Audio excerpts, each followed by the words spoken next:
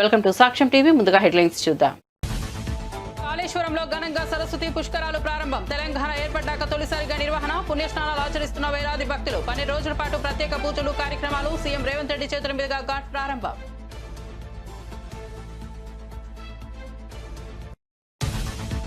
Operation Sindoor అనంతరం రాజ్నాథ్ సింగ్ తొలిసారి జమ్మూ కాశ్మీర్లో పర్యటన. బాధ్యతారహిత పాకిస్తాన్ చేతిలోని అణ్వాయుధాల భద్రతపై ప్రపంచం దృష్టి సారించాలని విజ్ఞప్తి. పాక్ అణ్వాయుధాలను ఏఈఏ పర్యవేక్షించాలని సూచన. ఉగ్రదాడులను యుద్ధ చర్యగా పరిగణిస్తామని హెచ్చరిక.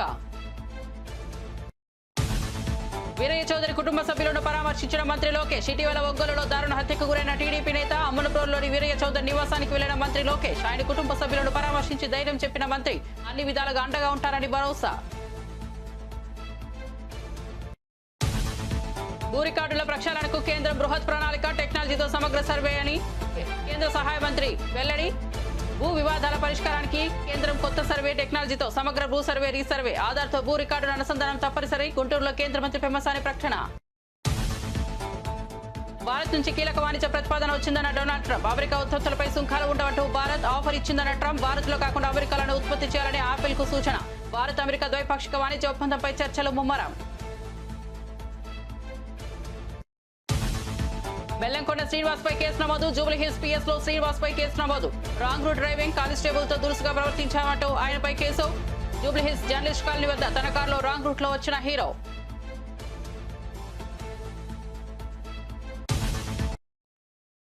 ఇక వార్త వివరాల్లోకి వెళ్తే తెలంగాణలోని ప్రఖ్యాత పుణ్యక్షేత్రం కాళేశ్వరంలో సరస్వతి పుష్కరాలు గురువారం ఘనంగా ప్రారంభమయ్యాయి. భూపాలపల్లి జిల్లాలో గోదావరి ప్రాణహిత అంతర్వాహినిగా ప్రవహించే సరస్వతి నదుల త్రివేణి సంగమం వద్ద భక్తులు పవిత్ర స్నానాలు ఆచరిస్తున్నారు. తెలంగాణ రాష్ట్రం ఏర్పడిన తరువాత జరుగుతున్న తొలి సరస్వతి పుష్కరాలు కావడంతో వీటికి విశేష ప్రాధాన్యత ఏర్పడింది. రాష్ట్ర పరిశ్రమలు ఐటీ శాఖ మంత్రి డి శ్రీధర్ బాబు తన కుటుంబ సభ్యులతో కలిసి గురువారం ఉదయాన్నే త్రివేణి సంగమంలో పుణ్యస్నానం ఆచరించి ప్రత్యేక పూజలు నిర్వహించారు. ఈ సందర్భంగా ఆయన మాట్లాడుతూ కాళేశ్వరంలోని త్రివేణి సంగమం వద్ద పవిత్ర సరస్వతి పుష్కరాల్లో పాల్గొనడం ఎంతో అదృష్టంగా భావిస్తున్నారని తెలిపారు. వేలాదిగా తరలివచ్చిన భక్తులను చూడటం గొప్ప ఆధ్యాత్మిక అనుభూతినిచ్చిందని తెలిపారు. శ్రీ శ్రీ మాధవానంద సరస్వతిజీ తొలి పుణ్యస్నానం ఆచరించడం ఈ కార్యక్రమానికి మరింత పవిత్రతను చేకూర్చిందని మంత్రి పేర్కొన్నారు.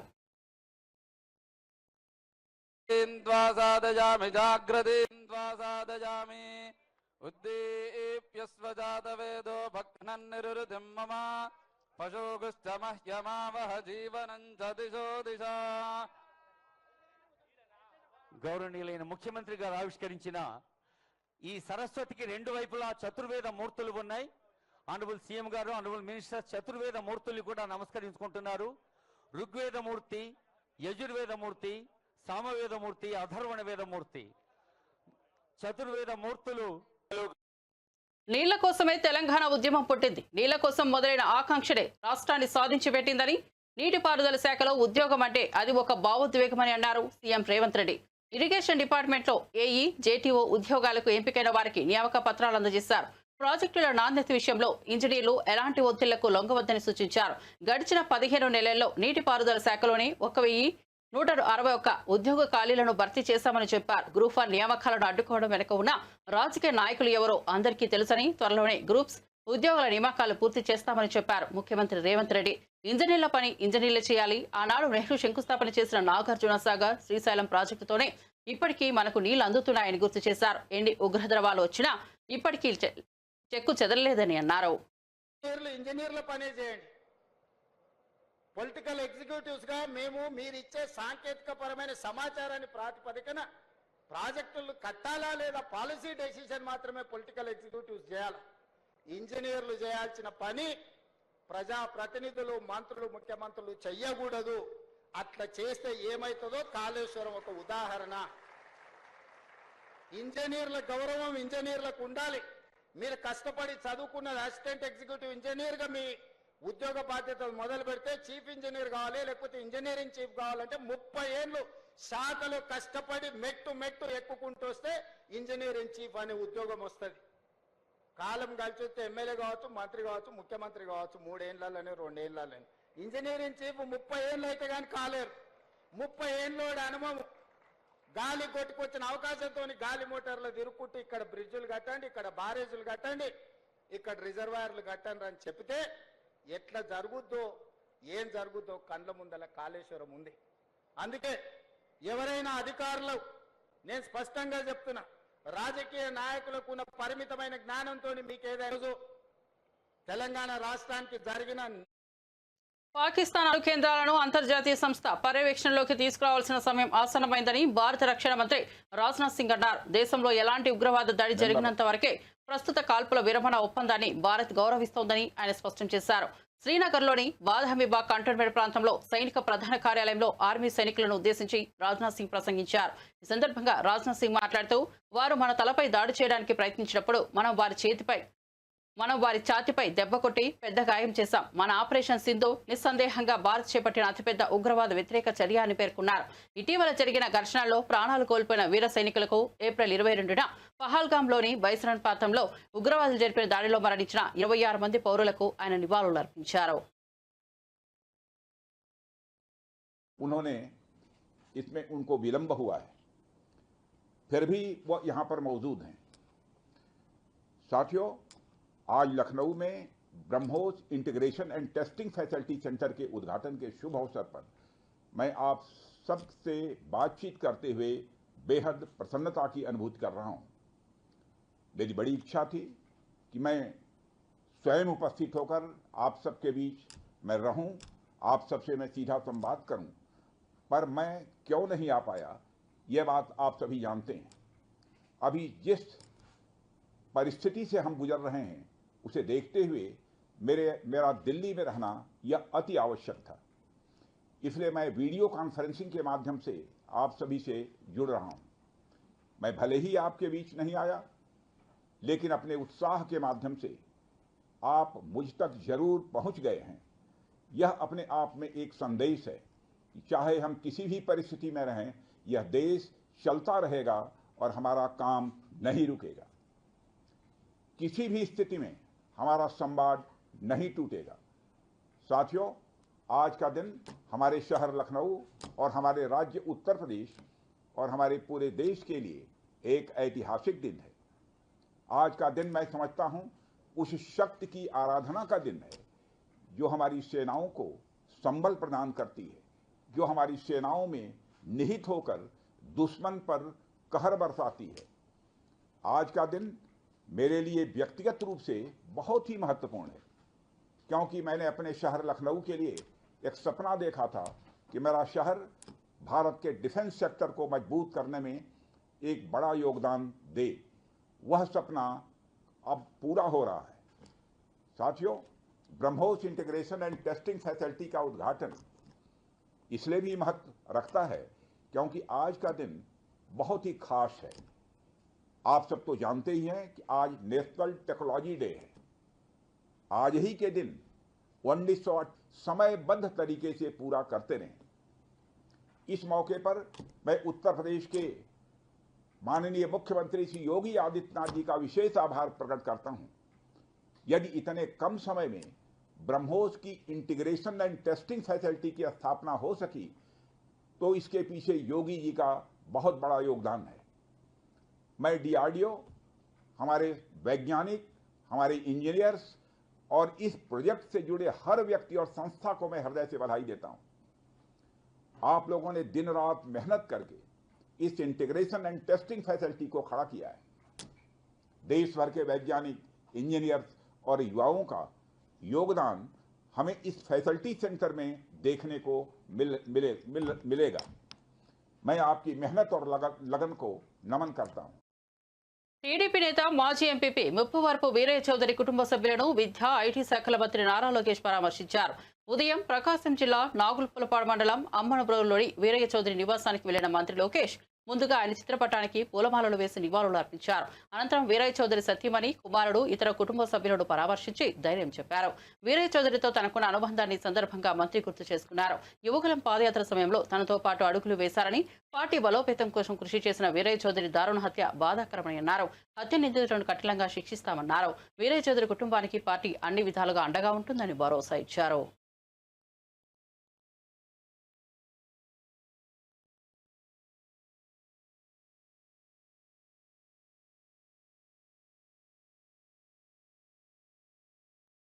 దేశంలో భూ రికార్డుల నిర్వహణలో నెలకొన్న లోపాలను సరిదిద్ది వివాదాలకు ఫుల్ స్టాప్ పెట్టేందుకు కేంద్ర ప్రభుత్వం నడుం బిగించింది.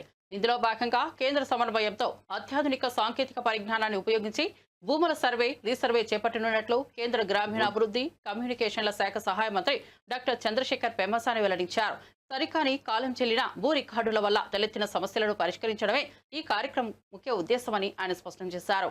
ఆంధ్రప్రదేశ్లోని గుంటూరులో digital India land records modernisation programmes కింద సర్వే, రీసర్వేపై జరిగిన జాతీయ వర్క్షాప్లో మంత్రి పెమ్మసాని ప్రసంగించారు. ఈ కార్యక్రమం కేంద్ర ప్రాయోజిత పథకమని, పూర్తిగా సాంకేతిక పరిజ్ఞానంపై ఆధారపడి నడుస్తుందని తెలిపారు. డ్రోన్లు, విమానాల ద్వారా ఏరియల్ సర్వేలు చేయడం వల్ల సాంప్రదాయ పద్ధతుల్లో పోలిస్తే కేవలం 10% ఖర్చుతోనే సర్వే పూర్తి చేయవచ్చని ఆయన వివరించారు. Such a high quality national conference in Guntur gives me a personal satisfaction. So when it comes to this conference, as you all know, land is not just a physical asset in India.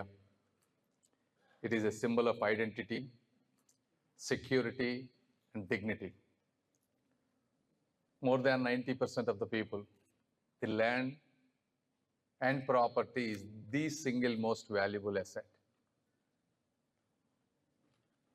However, still inaccurate or outdated land records have long been the root cause of widespread disputes, delays in development, and denial of justice.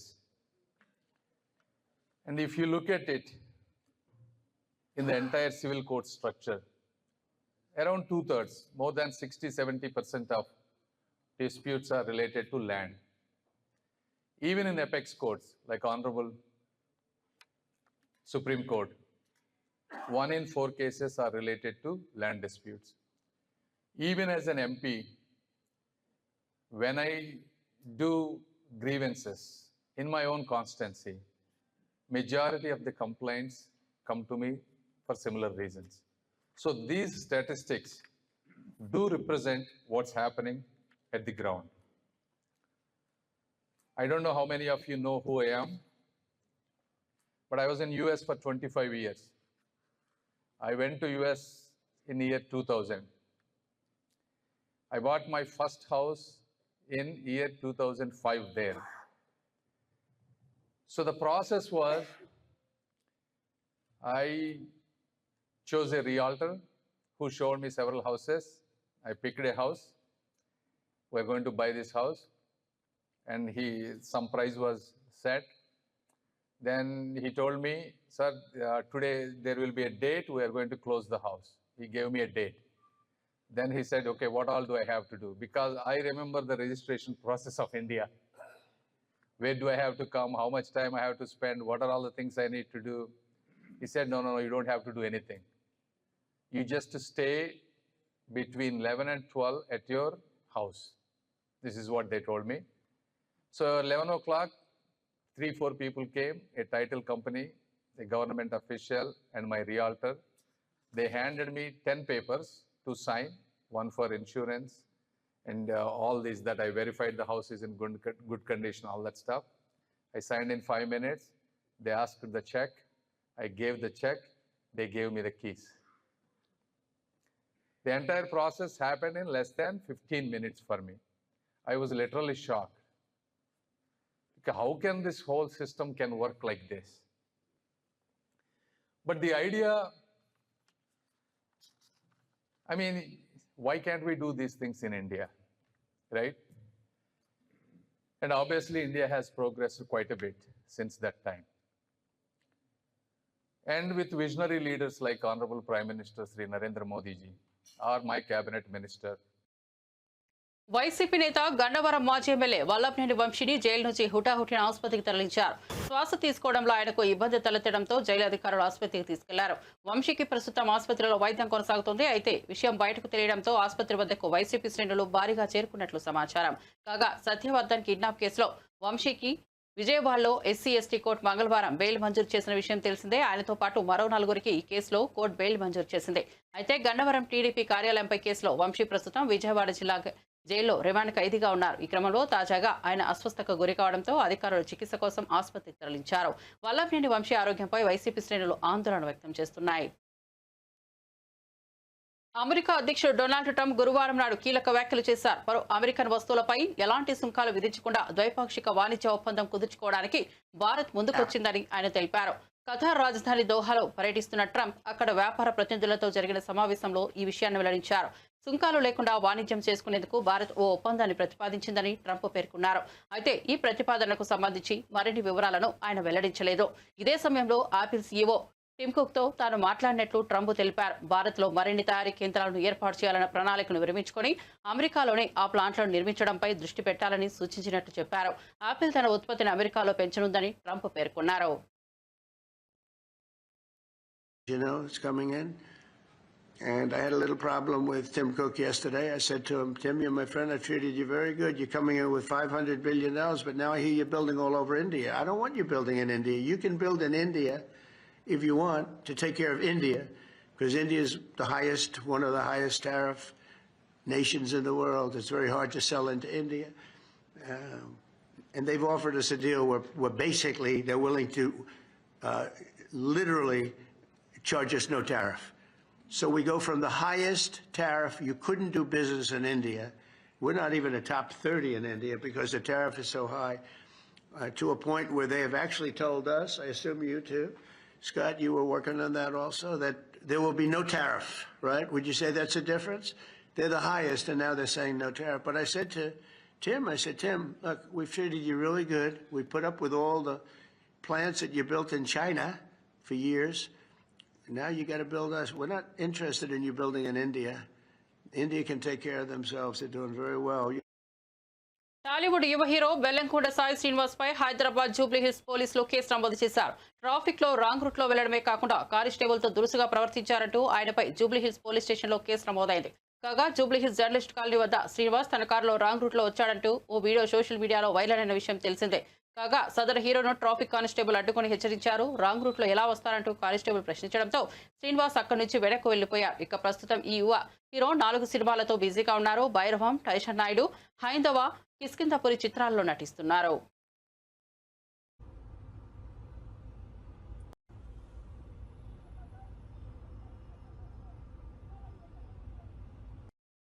ఆంధ్రప్రదేశ్లో digital పాలనను విస్తరింపజేసే దిశగా రాష్ట్ర ప్రభుత్వం గట్టిగా అడుగులు వేస్తోందని APTS chairman Mannava Mohan Krishna తెలిపారు. విజయవాడలో నిర్వహించిన మీడియా సమావేశంలో ఆయన మాట్లాడుతూ కూటమి ప్రభుత్వం అధికారంలోకి వచ్చిన తర్వాత ఐటీ రంగ అభివృద్ధికి ప్రత్యేక ప్రాధాన్యత ఇస్తున్నామని చెప్పారు. రాష్ట్ర వ్యాప్తంగా 26 జిల్లాల్లో ఏపీ టెక్నాలజీ సర్వీసెస్ కార్యాలయాలు ఏర్పాటు చేశామని చెప్పారు. సాంకేతిక సేవలు, సైబర్ సెక్యూరిటీ విభాగాలను మరింత విస్తరించే ప్రణాళికలో ఉన్నామని వివరించారు. ప్రభుత్వ శాఖలతో పాటు ప్రైవేట్ రంగానికి కూడా సైబర్ ఆడిటింగ్ సేవలు అందించబోతున్నామని, ముఖ్యంగా బ్యాంకింగ్, ఆరోగ్య, బీమా, టెలికాం రంగాలను లక్ష్యంగా పెట్టుకున్నామని పేర్కొన్నారు.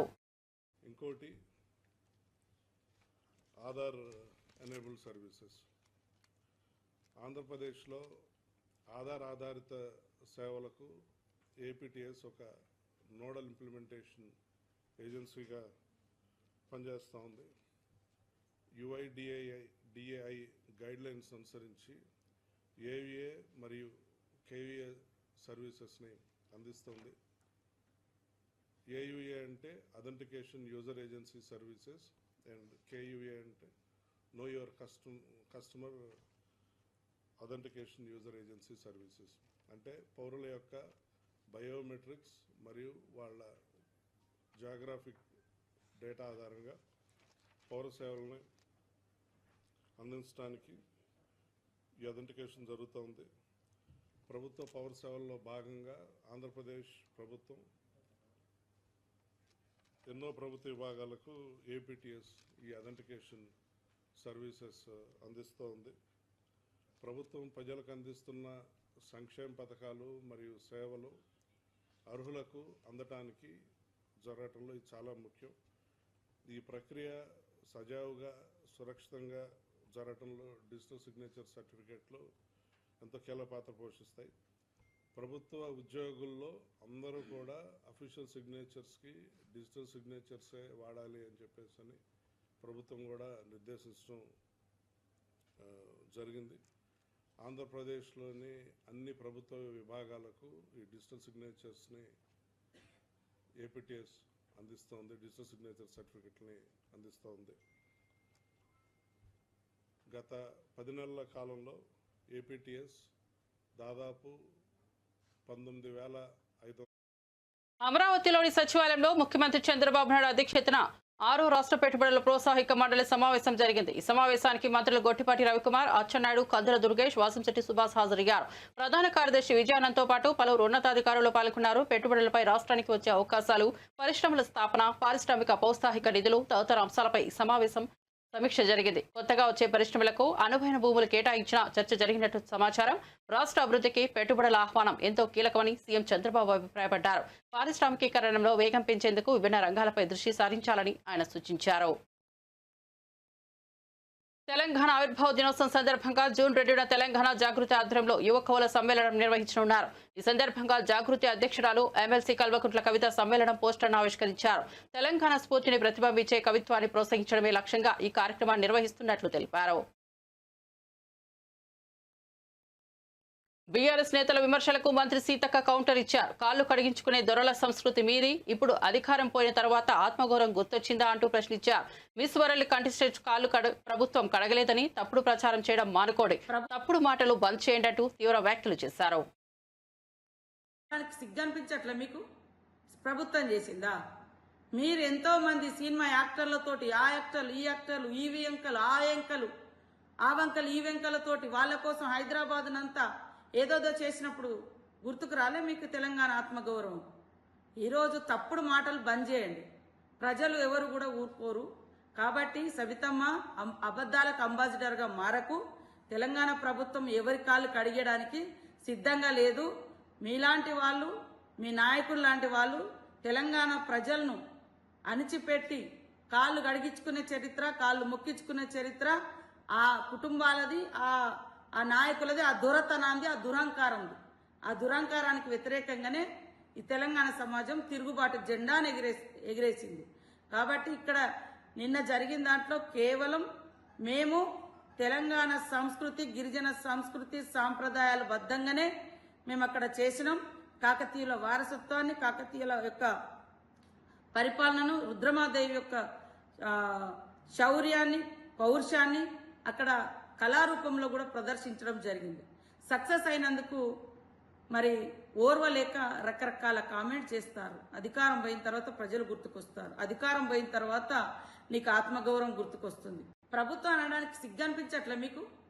ప్రభుత్వం చేసిందా? మీరు ఎంతో మంది సినిమా యాక్టర్లతోటి ఆ యాక్టర్లు ఈ యాక్టర్లు ఈ వెంకలు ఆ వెంకలు ఆ వంకలు ఈ వెంకలు.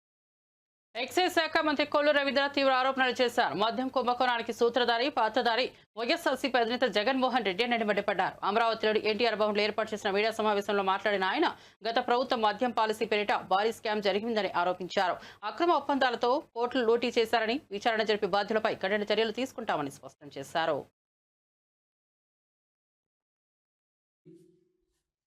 మరి మీ మనుషులు కానీ మొత్తం కూడా బయటకు వస్తూ ఉంటే ఇవాళ మీ సాక్షి పేపర్లో, మీ టీవీ ఛానల్స్లో తప్పుడు కథనాలతో ప్రజల్ని మళ్ళీ మోసం చేసి మభ్యపెట్టాలని ప్రయత్నం చేస్తున్నారంటే ఒక్కసారి మనం అందరం కూడా ఆలోచించాలి. ఇవాళ మొత్తం దొరికినటువంటి దొంగలు ఇవాళ, అందుకని మేము మొట్టమొదటి నుంచి కూడా ప్రభుత్వం వచ్చిన వెంటనే వైట్ పేపర్స్ రిలీజ్ చేశాం. వైట్ పేపర్స్లో క్లియర్గా ఎక్కడెక్కడ దోపిడీ జరిగింది, ఏ రకంగా వీళ్ళు దాన్ని ఉపయోగించుకున్నారు అని క్లియర్గా మేము ఇచ్చాం. ఇవాళ ఏదైతే మేము ఇచ్చామో అదే విషయాన్ని వైఎస్ఆర్ పార్టీకి నెంబర్ 2గా ఉన్నటువంటి వ్యక్తులు కూడా బయటికి చెప్పారు.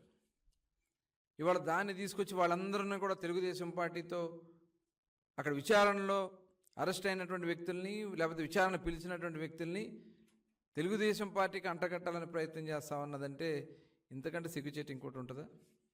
నేను ఈ సందర్భంగా అడుగుతా ఉన్నా, ఈ కుంభకోణంలో గత నెల రోజులుగా వస్తున్నటువంటి వార్తల్లో విజయసాయిరెడ్డి గారిని విచారణ చేస్తే ఆయన ఏ పార్టీ? మిథున్ రెడ్డి గారు ఏ పార్టీ? రాజకేశ్ రెడ్డి మరి ఆయన ఎవరు జగన్మోహన్ రెడ్డి గారు అనుచరుడు కాదా? గోవిందప్ప, ధనుంజయ రెడ్డి గారు, కృష్ణమోహన్ రెడ్డి గారు, వీళ్ళ పాత్రలన్నీ గురించి కూడా స్పష్టమైనటువంటి ఆధారాలతో ఇవాళ వార్తలు వస్తామంటే వీరంతా ఏ పార్టీకి చెందిన వాళ్ళు జగన్మోహన్ రెడ్డి గారు? ఇవాళ తప్పుడు కథనాలను మీరు రాయిస్తూ మసిపూసి మారేడుకాయ చేయాలని ప్రయత్నం చేస్తే అది జరగదు. సిట్ విచారణ జరుగుతుంది, వాస్తవ విషయాలు మొత్తం కూడా బయటకు వస్తాయి. ఎవరెవరు దీంట్లో పాత్రలు ఉన్నారో, పాత్రదారులు, సూత్రధారులు, ఎవరెవరు ఎక్కడ ఎంత దోపిడీ చేశారో మొత్తం కూడా బయటకు వస్తుంది. 2019లో వీరెవరికన్నా మద్యం వ్యాపారాలతో సంబంధాలు ఉన్నాయా? 2019కి ముందు మద్యం వ్యాపారంతో సంబంధం లేనటువంటి వీళ్ళు మద్యం వ్యాపారానికి కేవలం మీ ప్రభుత్వంలో వచ్చింది వాస్తవం కాదా? దీనికి పూర్తి ఆధారాలు ఉన్నాయి, వాస్తవం కాదా? ఇంకా ఏదో మభ్య పెట్టాలని బులెటిన్ ముగించే ముందు హెడ్లైన్స్ మరోసారి చూద్దాం. కాళేశ్వరంలో ఘనంగా సరస్వతి పుష్కరాలు ప్రారంభం. తెలంగాణ ఏర్పడ్డాక తొలిసారిగా నిర్వహణ. పుణ్యస్నానాలు ఆచరిస్తున్న వేలాది భక్తులు. 12 రోజుల పాటు ప్రత్యేక పూజలు, కార్యక్రమాలు. సీఎం రేవంత్ రెడ్డి చేతుల మీదుగా ఘాట్ ప్రారంభం.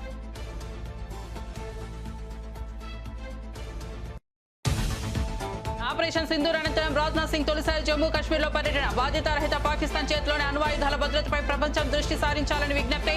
పాక్ అణ్వాయుధాలను ఏఈఏ పర్యవేక్షించాలని సూచన. ఉగ్రదాడులను యుద్ధ చర్యగా పరిగణిస్తామని హెచ్చరిక.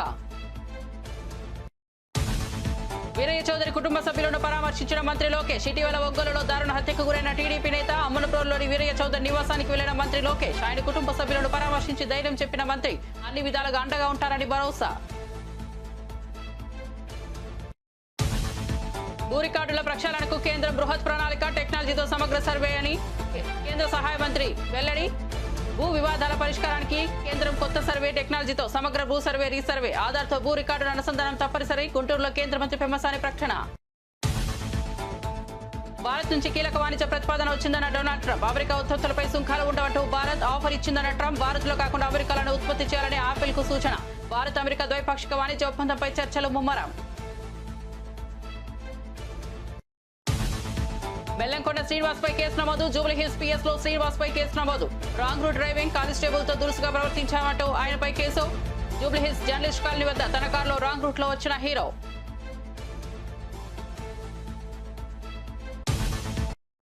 మరిన్ని అప్డేట్స్ కోసం చూస్తూనే ఉండండి సాక్ష్యం టీవీ.